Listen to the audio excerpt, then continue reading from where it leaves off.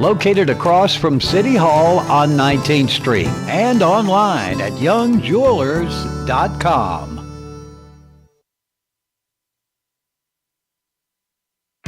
It's 9 o'clock and we're going live. This is Live at 9 on WJLX with James Phillips, presented by Young Jewelers in historic downtown Jasper.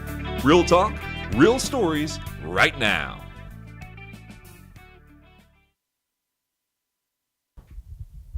And good morning. It's Live at 9 with James Phillips here on WJLX. Got a special guest this morning, and it is, let's get the camera going. Special guest this morning, there he is, Trent McCluskey. How are you doing this morning? I'm great. How about you, James? I'm doing pretty well. It's been a hectic week, but everything's going good, and things are getting healthy. People are getting healthy, so that's good. That is a real plus. I appreciate you asking about my wife earlier. She and everybody who's listening, I missed yesterday. I was here Tuesday and mentioned she was in the hospital. She's still there, but she sure appreciates all the prayers and should be getting to come home today. So I'm excited about that. Well, I'm excited for you, James, and you folks are like thread in the fabric of our community. You mean a lot to so many aspects of our community, and we do pray, and not just prayer. We're ready to help. Well, I sure do. I appreciate that. That means a lot to me and for her for sure. Trent is running for Walker County Coroner, and why in the world would you want to do that? James, I've told several people, and I mean this, I've been very blessed. I've lived 3 lifetimes in one. And in that process, I've been able to be around Bob Green, who served as coroner, and I've gleaned from him. I've worked with Fred Burke when he was coroner, made coroner calls with him, and I learned from him. When J.C. Pohl was coroner, I served as a deputy coroner for him. I say all that to come full circle and say, every elected position is a position of public trust. The public trusts you to manage that office for a period of time. The office of coroner is a step higher. It's an office of sacred trust. We're trusting the remains of our loved ones to be treated with dignity, respect, and with competency without destroying evidence so that the manner of death can be discovered and recorded properly, and the citizens of Walker County will know that their coroner is giving a prompt response in a time when they're heartbroken, with compassion and with a desire to help. You know, I think that's the most important thing about coroner is realizing that when most of the time when you are dealing with the community, you're dealing with them on their absolute worst time. And James, the fact is, the phone's going to ring 1, 2, 3, 4 o'clock in the morning. Not too long. I work with regional paramedics, EMS service. Not too long ago, went on a call, and sorry to say, there was a deceased on the scene. As I walked through that house with those grieving family members, I realized each has a different worldview. Each has a different way that this is impacting them. And yet there's a coalition, a common bond that we have to move forward, a vision for tomorrow, and that spark of life to carry on with a purpose that still shows a united compassion as we carry away the remains of those we love. Yeah. Now, had you thought for a while that coroner might be something you would want to do? I have. I actually toyed with it many years ago, and it just wasn't the right time. Now's the time. Yeah. What do you think? What's the difference? The difference is several things. One, maturity in my life. Having obtained my retirement, I can afford to do this now. Right. Secondly, life's experiences are a tremendous blessing. You think you know, and then you know. Right, yeah. I've experienced that. Yeah. Then you get an education. You know, I remember when I became a dad back in November of '82, I resigned being the authority on child rearing. Right. Well, as I'd mentioned to you earlier, my wife and I have adopted now, and we've got we've got foster children that are 19 months old, and we have a little guy in our house that we've adopted that's 4 years old. A world of difference in a dad at my age now. There sure is. Than there was in 1982. Yeah. There's a world of difference on how I approach people in this county today than there was in 1982. And there's a lot of growth, a lot of maturity. There's a lot of things I would have done differently. But at the same time, I'm thankful for the experience of this journey. And I'm looking forward. The one thing, you know, I've been on numerous calls where there have been deceased, both EMS and with coroners. And the fact is, There are all kind of calls out here. There's everything from homicides, domestic violence homicides. There's everything from accidents. There are natural causes. There are things we just can't figure out. And all of that being said, the one thing we haven't seen yet, the next call. Nobody knows. Right, you don't know what that next call is. Nobody knows no matter how much experience any of us have, we've not experienced what's next. Who would have thought Cordova, Alabama would have experienced so much death? Right. Who would have thought Carbon Hill, Alabama would have experienced? We have to be ready for mass casualties, but at the same time, compassionate for individual death. Right, yeah. Now, talk a little bit about your experience over the years and what makes you the perfect choice for coroner. Well, the fact is, James Taylor said it best, I've seen fire and I've seen rain. Right. I've seen a lot of things, but that's not what it's about, because we haven't seen that next call. Yeah. And the fact is that people experience a shock when death comes. I recall when my granddad died. That was in 1982, June of 82. He was 94 years of age. But when you love somebody, releasing them is a step of faith. And it is indeed where we realize the next days of our journey through this world are without that individual physically being present. So I bring to the table an understanding of life experience, an understanding that while you're hurting, while a mother is grieving, a coroner must be firm in the law. He or she must understand the law, but they must also be fair in their application and compassionate in their carrying out of his or her duties. Very, very good balance is needed. The competency part can cause a lot of grief if he or she does not put down the right jurisdiction. Had a mother to come to me recently, very hurt, that they were filing for the third time for a death certificate because of mistakes. Right. And that caused some problems with an insurance company. I say all that to say, not throw rocks at anybody. We all are going to make mistakes, but we own that. We move forward. We join hand in hand, and we nurture within the law with compassion so that tomorrow we have a vision for the future. We must continue to progress for grandchildren, for nieces, nephews, for a society. Sure, we hurt. There's a death. There's a separation. There's a burial, a cremation, some form of disposal of remains. All that being said, the coroner must accurately identify the deceased. The coroner must notify the legally recognized immediate next of kin. The coroner must take his or her personal properties that are on his or her person into custody, itemize those things, and release them to the legally rightful heir. So there's a lot of technical activity occurring, but not without compassion, not without a bond of love, not without a vision that tomorrow's going to come. Yeah, yeah. Now, I think the different things that you have done over the years points to someone who could handle this position. What are some of the things that you think needs to be done differently at the coroner's office, maybe? Well, I haven't analyzed what the present administration's doing, to be honest with you. Right. I separate myself and not trying to be seen as the guy, you know. Yeah. I am a candidate. I am a choice. I hope to be the choice. Right. But I say that out of respect for those who are presently in that role. They own that role. They own the success stories as well as those things which are not quite as successful. Right. So to compare with what they're doing, I can't do that too much, but I can tell you this. I know for a fact that I've got a plan, I've got a vision, and I'll share a few of those points with you. Yeah, talk about that. Okay. Walker County has 4 districts. Within those 4 districts of our county, we have 4 commissioners. Nobody knows those districts better than those commissioners.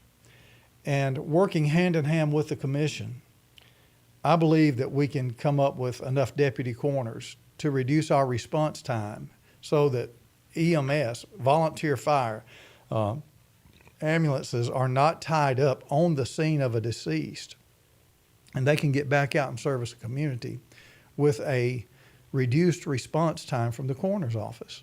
Now, once that response is made, that deputy coroner, and there are some things required to be a deputy coroner, just like there are to be a coroner. I can't just pick up the phone and say, hey, I'm an Empire, can you catch that call in Corona for me? Right. You would want to. You're a Walker County citizen with compassion. You probably working with a volunteer fire is how I got your number. So you would likely want to be helpful to that family to relieve that stress and get the remains respectfully removed. But in order to be a legally recognized deputy coroner, must take an oath, must be sworn in. You must be in the minutes of a meeting, public record at the Walker County Commission. You must be, or in the jurisdiction where you're going to be a deputy coroner. Right. Or you also must be bonded for protection. So there are a few steps procedurally which must occur. Must be 25 years of age or older. A resident of the citizen of the county or jurisdiction wherein you choose to serve. A registered voter there. So those things being said, those are mere procedural aspects that can easily be observed. Right. And we can reduce our response time, freeing up volunteer fire while we still work hand in hand. You know, we have some of the greatest volunteers in this county that you're ever going to meet. Oh, definitely. So. I've gone around visiting with these folks, and I thank them.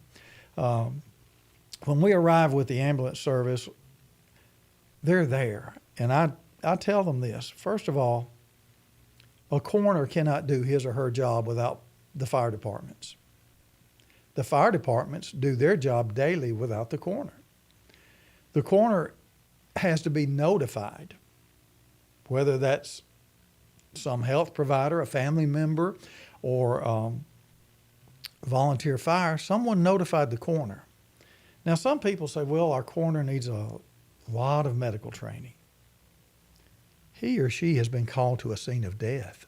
Yeah, I was going to say that most of the time, medical training may not be the thing that they need at that point. Yeah, it's all over then. The medical aspects have been declared fruitless. Right. The coroner has been notified because the medical aspect has failed.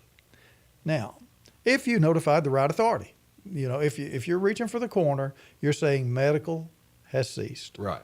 So the coroner does need legal training to understand what he or she is walking into, how he or she would document, how he or she would collect certain things, and to know what a protected or a private record might be.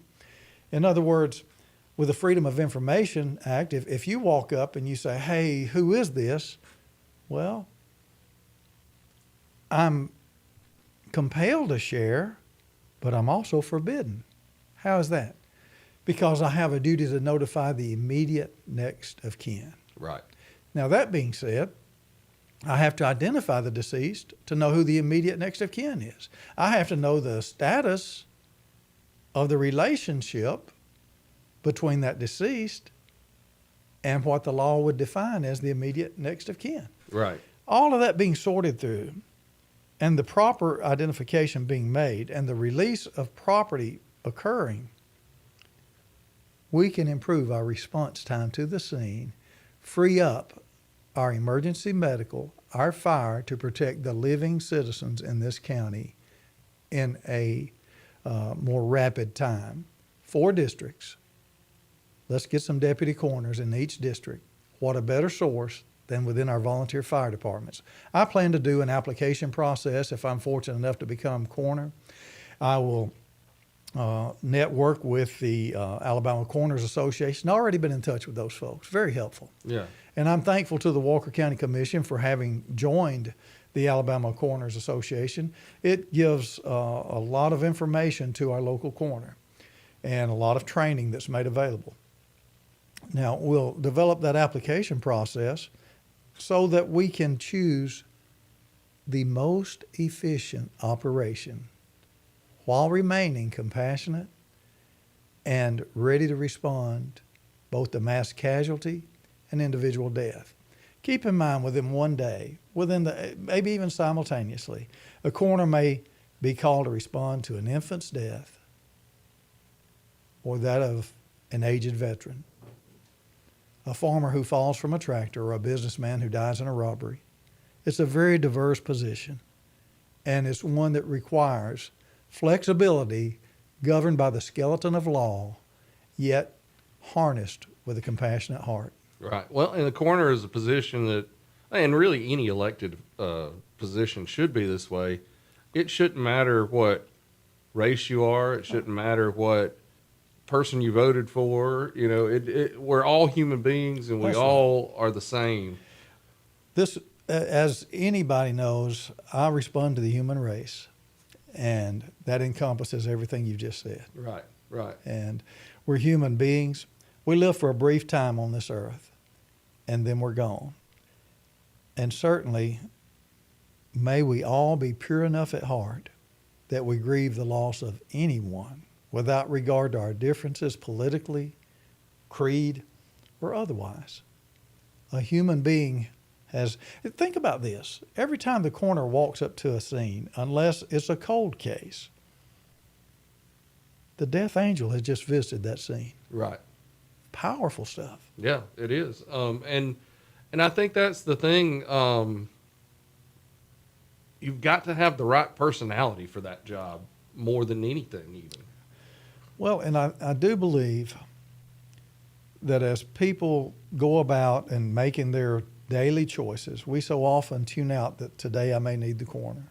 Right. As we should, because we're busy living. And it's much like Tim McGraw said, we need to live like we're dying. Right, right. And just live in this moment every day. That's it. Not be worried about the past, not be worried about what's going to happen in the future, but live in that moment right there, because it could be your last one. You never know. I know your situation has you thinking of this, and I am often reminded, I'm a mortal creature. Right. And positional authority is so temporary. Yeah, definitely. It is the weakest form of authority that exists. Right. If you want true authority, if you want to be a real leader, groom your influence. Right. Right. Influence applied is the strongest leadership you'll ever have. Well, and the thing is, in the position of coroner, whoever is elected into that position, you're going to be dealing with people, like I said earlier, at their worst times. That's right. And anything that you might say could be a positive or a negative, but you might have an influence over someone on a scene, and you never ever know it. And I think that's a key to understand. Had a lady that come up to me in a restaurant recently, and first the server came up. She said, "Your ticket's taken care of." I said, No, I need my ticket. And she said, "No." And this lady just slid a piece of paper to me that had her son's name on it. And I happened to be there when he left this world. Yeah. That's wild. But that shows you did something right in that moment. Well, we bond with people. Yeah. And you think about it. Tonight at the forum, I've been told we will be allotted 3 minutes. And I say that, James, to say, it occurred to me immediately, we're trading 4 years for 3 minutes. Right. And when I say that, each action that we do each day, it's going to impact somebody for more than 4 years. Oh, yeah, yeah. And the words that we speak, the hands that we touch, the eyes that meet, tomorrow the sun will rise, no matter what your political choice. But leave a positive impact in somebody's life today. Make sure that you help to carry somebody's burden, because God's allowed you to walk for a reason. Oh, yeah, definitely. Well, Trent, we're going to take a break real quick. We're at the bottom of the hour almost here. It's 9:26. We're in Jasper, Alabama, and it's a beautiful day. And got Trent McCluskey, a candidate for coroner here in Walker County, is here today. We're going to take a quick break, hear from our sponsors, and then we'll be right back on Live at 9 with James Phillips here on WJLX. The Healing House began to house Flames, which is an integrated... Young Jewelers. That name has been a part of Jasper for a long, long time. As a matter of fact, for 3 generations and over 70 years, Young Jewelers has been located in downtown Jasper. striving to earn your loyalty with quality and customer service. Young Jewelers has set the standard in diamonds, jewelry, and gifts. You can afford to have a diamond from Young Jewelers. Our friendly staff can assure you of that. And you're always greeted with a smile and a genuine concern for your needs. Whether it's custom design work or diamonds from one of the name brand vendors, a consultation at Young Jewelers will have you feeling confident you've made the right choice. Young Jewelers, located across from City Hall on 19th Street and online at youngjewelers.com. Start your story at Bevel State Community College. Whether you need seamless academic transfer classes, high-wage, high-demand career technical or health science programs, rapid training opportunities that get you into the workforce quickly, dual enrollment or adult education courses, Bevel State is your community college for a quality education. Visit bscc.edu to learn about our convenient and affordable options to make your future visible. Your story starts at Bevel State.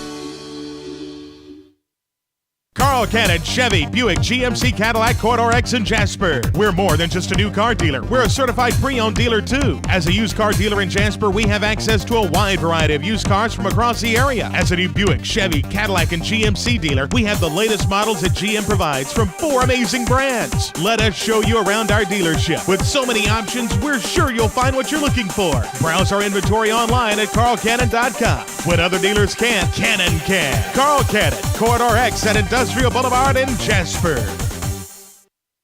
Hi guys, I'm Dr. Martin Roberts, owner of Jasper Veterinary Clinic. 3 years ago when I set out to open my own clinic, Pinnacle was my bank of choice to help that dream become a reality.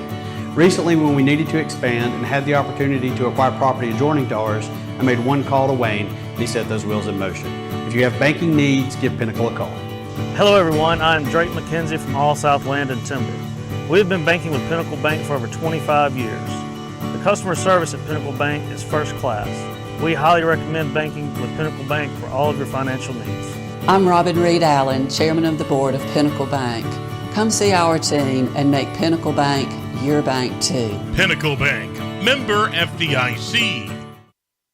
If you're craving great food in a place that feels just right, it's time to head to Jake's on 4th in downtown Jasper.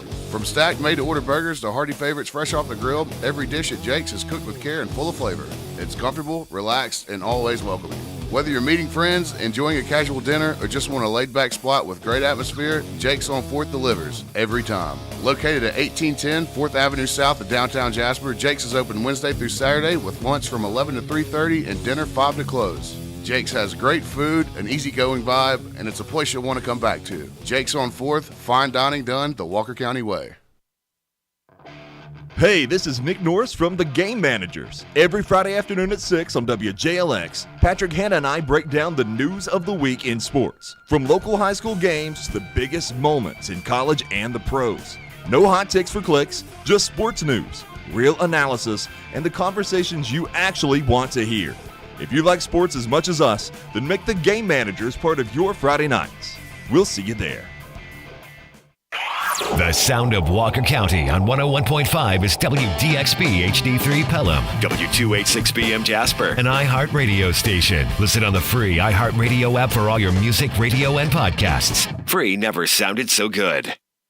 You're listening to Live at 9 with James Phillips, presented by Young Jewelers on WJLX. And we're back on Live at 9 with James Phillips here on WJLX. I want to say thank you to our title sponsors, Jake's on 4th and Young Jewelers. Jake's on 4th, go down there. They're open Wednesdays through Saturday, and they have some of the best food around. Go check them out. They'll be open today for lunch.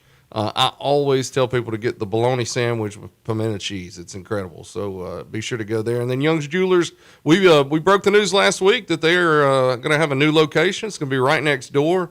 Where the hole is at right now, where the building burned last year. And it's going to be a 2-story Young Jewelers, just will be a gym for downtown, and cannot wait to see action start there. So I want to thank all of our sponsors, but especially Jake's on 4th and Young Jewelers for being our title sponsors here on Live at 9. This morning I've got Trent McCluskey. He is a candidate for coroner here in Walker County. And we've been talking a little bit about the duties of the coroner and how impactful those are. And Trent, talk a little bit more about more of the duties of coroner that people may not realize what is done. Sure. The coroner rules upon manner of death, James, not method of death. Method would simply be John Doe was struck by a car. And that's the method of death. Was John Doe intentionally struck? Homicide. Was it accidental? So you got homicide and accident. You got, did John Doe want to die? Did he leap into traffic? Was it suicide? Did John Doe have a heart attack and fall into traffic? Was it natural causes? Can we determine from the remains we have? Undetermined. So that's what the coroner chooses from, those 5 choices. And as he or she makes that determination, he or she fills out certain paperwork or reports that are subject to subpoena. So those should be produced in a manner that will be handled by lawyers and a medical examiner. The Code of Alabama says that the coroner shall be, uses the emphatic term shall, not will be, but the coroner shall be the eyes and the ears of the medical examiner. What's inferred there is the coroner shall be the voice of the deceased. Right. Very powerful spot. So as you approach that and this evidence is introduced, that's what that becomes. And you literally have a body of evidence. All of this, you have to be able to articulate, is the term used in the law, before the court, your reasoning as to why he or she has chosen this as the manner of death. While others may be handling that document, ready to pick it apart with other arguments, the coroner must be ready to take the witness stand in a professional manner and to use the verbiage that will be most acceptable in a court of law. So as that's done, I've got a lot of experience in a courtroom. I hold a Juris Doctorate degree. I understand what our goal is, and it's not to be magical or to expose any mysteries. It's simply to communicate accurately in terminology that the courts will respect and understand in a professional way that may be handled not only by attorneys, prosecutors, and on to a jury, but also to have a permanent record that could be inspected forever. I honestly think because of that, that's why we need to make sure that we have an honest person in the coroner position, because it's such a key to so many different things. Well, as we look at the manner of death, so many things rely on that. Insurance benefits, for example. Right. The stigma of the death itself that may be inherited by children. The grief process itself falsely being placed in one category when it's actually, that's very important. Get it right. Right. And this is not talking about Walker County per se, but I've had experiences in the past where family members have died, one in Shelby County, and it just seemed like the manner of death or the cause or anything, it was just kind of a rushed, flippant thing. Right. And that's something I think people need to understand. Well, it's something that needs to be handled with kid gloves. James, sure. let me tell you this. It is my goal, if I'm allowed to be entrusted with the management of this sacred position, that we will approach each scene dressed professionally, bound by a common bond of human dignity, and to leave with the love and respect that our community has. That word community, it's not some third party object. Right. It's common unity. Right. Where that we are bound together, understanding that we hold as a community a vision for tomorrow, for others to inherit, and we're going to handle things the right way. Well, and I think Walker County gets a bad rep sometimes just because a lot of the times when we're on the news, it's only for the negative things. But there's so much positive here, and this community, I can honestly say I would not be here alive right now if it wasn't for this community. Well, and let me take that a step further. Your coroner goes to some of these scenes that put us in a less than positive limelight. That being said, he or she can walk in a way that brings dignity to the least dignified situation. He or she can set himself or herself apart from what is occurring and how it's occurring. Not in a harsh way, not in a cold way, not in a distant way, but in a, I have a mission to accomplish for all of the body of Walker County, as well as out of respect of being the eyes and the ears of the medical examiner. I've got a purpose. I'm not going to be distracted by high-fiving my friends on scene, by maybe pausing for a cigarette, maybe by pausing to say, hey, what you doing Thursday night? No, I'm here for a purpose. Out of respect that the death angels just visited this scene, let's see if we can discern and document an eternal document that's forever going to say this is the manner of death. I'm standing ready to defend it. I'm standing ready to articulate before the court, before the insurance company, before the family, before our whole community. Yeah. This is how I've reached this decision. Now, one thing you talked about earlier was your plan to be able to have more deputy coroners in each district, so you guys can get to the scene quicker. And the importance of that, and you mentioned it, was to be able to get first responders, to be able to get EMS out there faster, so they're being able to do their job. I think a lot of people don't realize how important that is, and how few ambulances are out there, or you know, sometimes you guys have to go from one end of the county to the other, and that makes response times pretty difficult. It does, James. Ambulance service as well as fire departments. And I told someone recently, and this is ever so true, when the coroner arrives on scene, or EMS, and fire is already there, it's such a blessing for us. Right. We can look to them. They know these scenes. They've been there before many times in most cases. They literally show us where to put our feet. And I say that, and this is a bit comical, but it's so accurate and true. Down on the south side of our county, Pleasantville Fire recently went to a death scene, and a volunteer fire person literally showed me where to put my feet for a number of reasons, but one, the dogs had been there. Right. Yeah, that's comical to us, and it was to me too. But I paused and I said, we would have had to decon that ambulance. We would have had to go out of service, and the community would have been denied a rapid response. Right. Without that thoughtful volunteer fire person. And even those little comical things, and I'll always remember that. Yeah. It is a good thing. But that being said, we were still in dignity for the deceased. And they were in tears. It was a community member of theirs. Yeah. And we worked together hand in hand and gave a dignified removal so that as we move forward, you and I also know where to put our feet in our day-to-day walk as a community. Right, right. But yes, it's important to have that rapid response so volunteer fire won't be tied up on the side of a road with a deceased from an automobile accident. He or she, the deceased, deserves a more rapid response. That family deserves a rapid notification.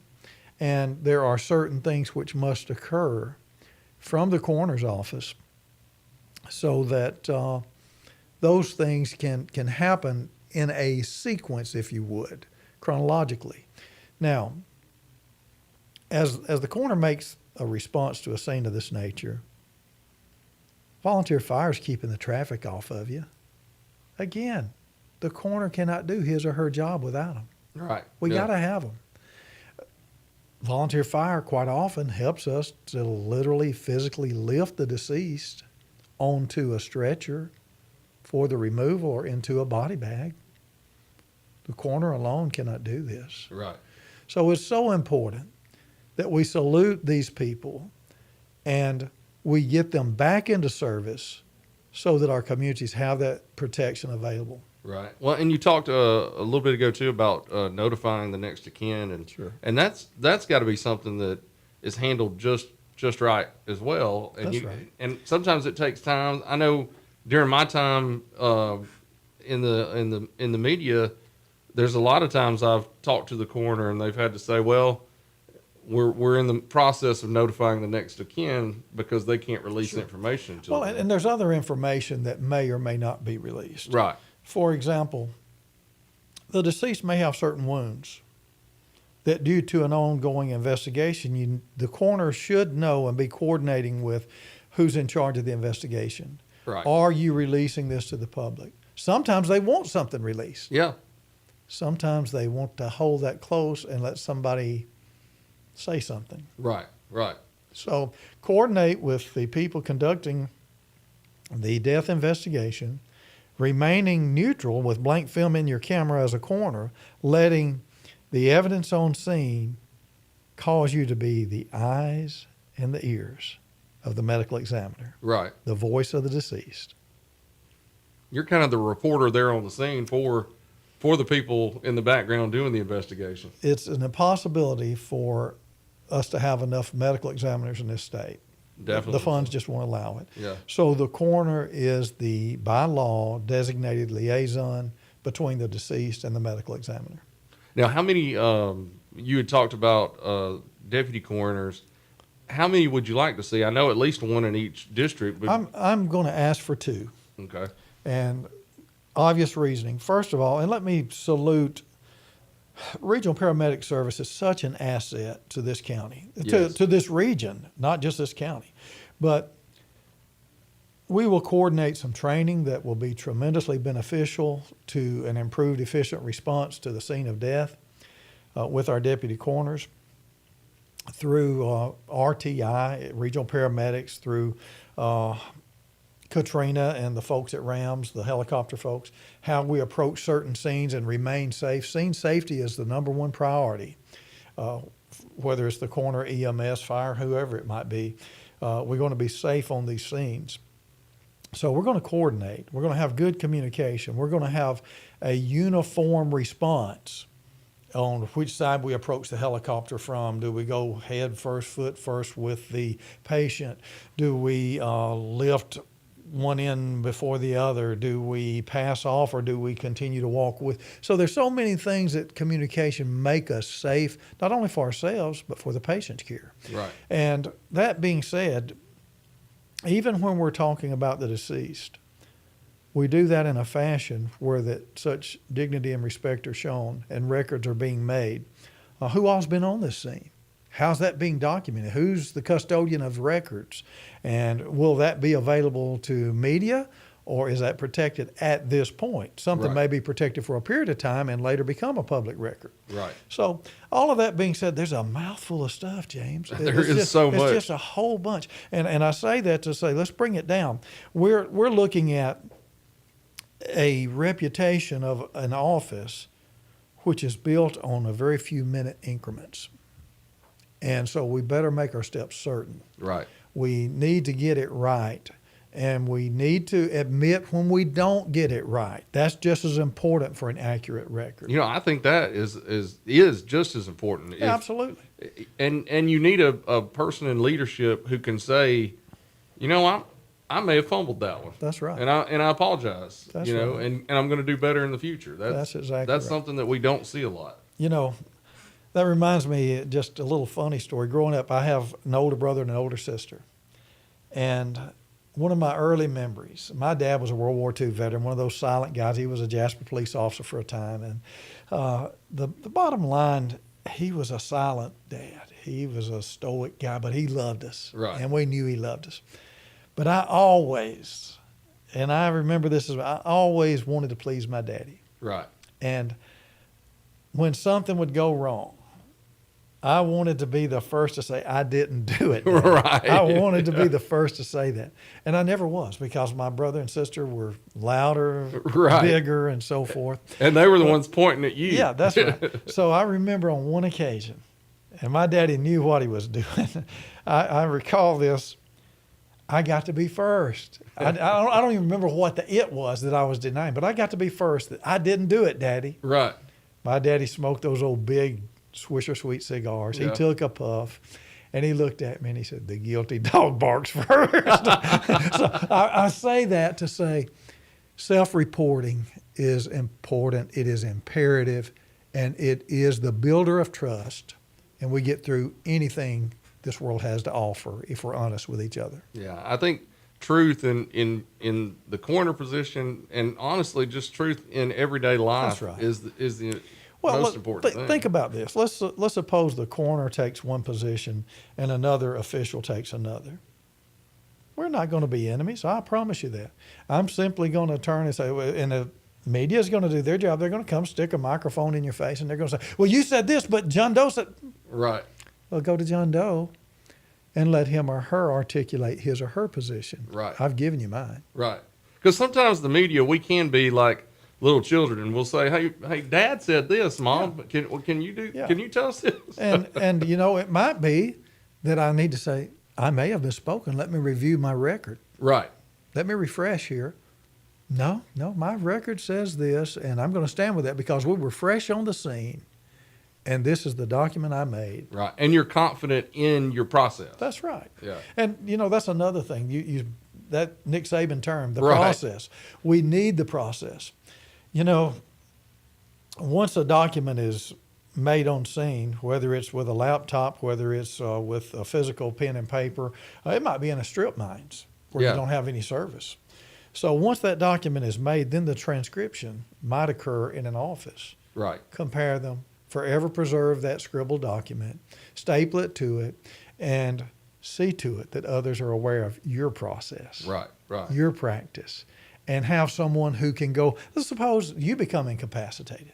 Have someone who can go articulate with your affidavit, this is his or her practice without fail. Right. Right. So you know, to a reasonable certainty, what procedures are being followed. And that's another thing. I'm uncertain at this point, but I hope to find out soon what policies and procedures are in place. Right. We will develop those. We will Because have. you don't know till the next coroner doesn't know until the next coroner gets there. That's right. Well, and there's a little bit of a thing there. In order for, let's say, I know, I have heard there are 2 vehicles allotted to the coroner's office. Well, those technically would go to the county commission, and then the county commission would issue those to the next person. Right. So it wouldn't be a direct handoff, and there's good reasoning for that. So, because the commission knows if they gave out Pintos, Vegas, or Mercedes. Right. And so if they gave out a Mercedes, I'm not going to be handed a Pinto and told that's what we were given. So, Right. So it goes back to the one who issued it, and for a purpose, for them to say this is in a reasonable condition given so many years of usage and so many bodies per year and so forth. Right. There's going to be wear and tear on some things. So all of that being said, I look forward to hopefully getting a grip on this, coming back to the media saying this is where we are at the Walker County Coroner's Office. This is what we're doing. Right. And this is the resources we have, and this is why we're asking for more. And I think that's the key. I think that would show a lot of transparency in the office, and for whoever may be That's right. elected to be able to come to the media, either the newspaper or the radio station or whoever. And James, I look forward to, if allowed to be entrusted with this spot, I look forward to saying, hey, we've had success stories. Everybody looks forward to that. Right. But you know what? I also look forward to, and maybe again, this is years of experience, I look forward to saying, you know, I was mistaken about this. Right. We don't need to go down this path, and here are my reasons for changing my thinking. Right. And I know that we learn. You know, I hear folks say trial and error. Hopefully we learn from others' mistakes. I'll be talking with 66 other coroners Right. through the Alabama Coroners Association. I'll be talking with counties of our size with a similar number of calls, with a similar geographic of strip mines and so forth around them, with a lake, with certain industrial complexes and incidents that occur. So all that being said, I'll try to keep it apples to apples. Right. And try to keep the comparison so that it is something that we can, again, articulate and justify to the people and say, this is what we're attempting to do. Right. And you will always be, you, the people, be having this office returned to you so that you understand this is what's happening today. This is what is planned for tomorrow. And we look forward to improving the services from this sacred position. Now, we've got just a couple minutes left, and I wanted you to be able to tell people again, why should they come out on May 19th and vote for Trent McCluskey as coroner of Walker County? I have a very diverse background, and I'm thankful for God allowing me to live and to experience the life that I have. I am a father. I have a 43-year-old daughter, and now at home, my wife and I have fosters that are 19 months twins. We also have a 4-year-old that we've adopted. We have grandchildren. I say all that to say we're looking to the future, and we're looking for a great county for our children to grow up in. And I turn and say, I have obtained some things academically. I do have a criminal justice certificate from the University of Alabama. I have a BA degree from up in Florence at International Bible College. I also have a Juris Doctorate degree from the Birmingham School of Law. I attended death investigation classes at Northwestern University in Evanston, Illinois. I understand this office. I've been exposed to people like Fred Burke, Bob Green, and J.C. Pohl. And I even watched Ed Howell when he functioned in this office with a very professional, dignified, loving manner. We will walk in a way as to not embarrass Walker County. We will walk in a way as to be transparent, and we will also protect that which is private at the same time, because that protection is a part of the dignity of the deceased. While doing so, we will very successfully improve our response time. We will very successfully hold up the hands of our volunteers in this community. We will join hand in hands with many activities that will increase the understanding of what this office does in determining the manner of death. I look forward to May 19th. I do believe I am the right choice at this time for this office. I hope that the people of Walker County will choose to entrust me with managing it. And if you have any questions, I'll certainly be happy to answer. What's the best way for people to contact you if they're interested? Sure, you can reach out to me, 205-544-5331. And Trent's active on Facebook as well. Sure. They can look up on social media and be able to ask questions, or if you have any, or if anybody wants to support the campaign, that sort of thing. Be in contact with Trent. Just got in a few more signs, got a few magnets to go. We got 40 vehicles out here with our magnets on. Well, hey, that's good. Yeah, and got some more. Just got some more, and look forward. Not to, I hesitate to call this a celebration, but it is a celebration in that we're communicating. The past has been thrown and it will be received. We're communicating on a standard of care, even for the deceased in Walker County. Well, I think a celebration might be a good way to put May 19th, because many of us will just be happy that the election's over with. Amen, brother. Amen. For a variety of reasons. Yeah. So, well, Trent, I sure do appreciate you coming on today. And I know you got to cut everything down. We had about an hour today, and you're going to cut down to 3 minutes for tonight's forum. And everybody go out and check out the forum tonight. If I'm not mistaken, the Republican Party's also selling barbecue at it. Each candidate will have 3 minutes to talk.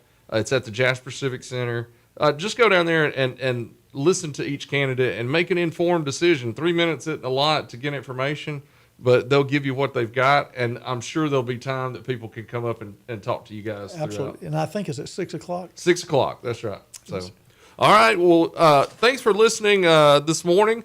Tomorrow morning, I'll be back, and I'm going to have a special guest. This month is Limb Loss Awareness Month, which I know a lot about, but I didn't want to be the person talking about it. But I've got another person from Walker County who is lost a limb who's going to come in and kind of tell their journey and story of coming back from that. And I'll share some of my experiences as well. But be sure to tune in tomorrow for that. I think it'll be a real interesting chat. Until then, be kind and love, and we'll see you tomorrow on Live at 9 with James Phillips here on WJLX.